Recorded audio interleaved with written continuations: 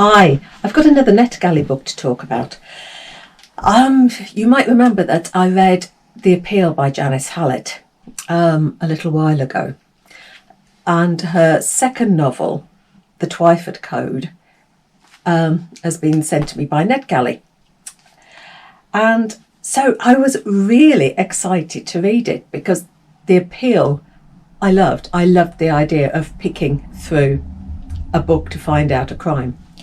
This one is totally different, and it did take a little while for me to get into it. And it's, again, written in a very unique way. The Appeal was written as a series of emails. This is the transcripts of audio files. So you've just got a load of audio files. That's it, nothing else. And you have Steve, who has been released from prison after a long stretch. And he's recording on his son's iPhone his story. He's estranged from his son, but he's recording the story for his son. And we have, it flits from backwards and forwards, and you have different voices. I think really this would be better as a physical book rather than a Kindle book, because on a Kindle it is so difficult to flit backwards and forwards. In a physical book, if you want to check on something, you can turn back a few pages. On the Kindle, it is hopeless trying to find anything. If you've got something in your mind, oh, I remember that bit, I just want to flick back. It is absolutely hopeless on a Kindle. I think this book would have been a lot better if I'd have had a physical book. Anyway, he records his story, and the story flits backwards and forwards. And we find a traumatic period of his life when he was at school and he found this book, and he took it to his teacher, Miss Isles, who read the book to the group. And the group became obsessed with this author, Edith Twyford. And Miss Isles thought that the book was coded, that there were secret codes in this series of books written by Miss Twyford.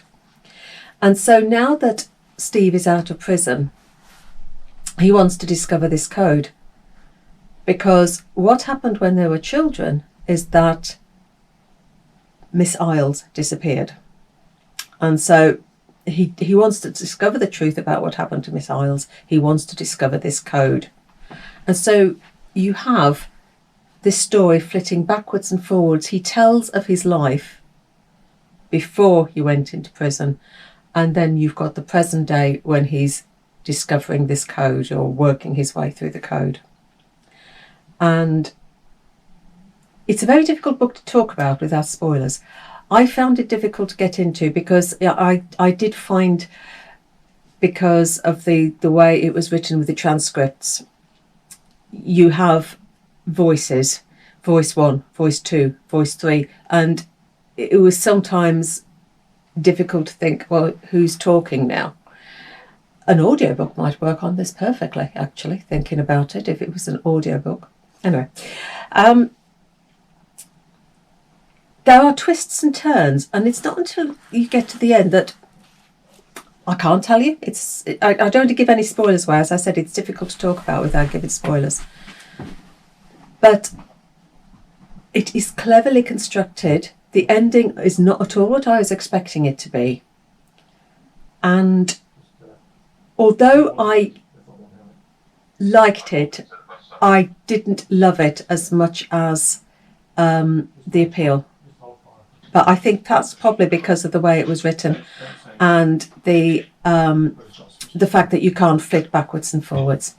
Anyway, so that comes out sometime in March. No, it comes out in January. So happy reading, take care, and bye.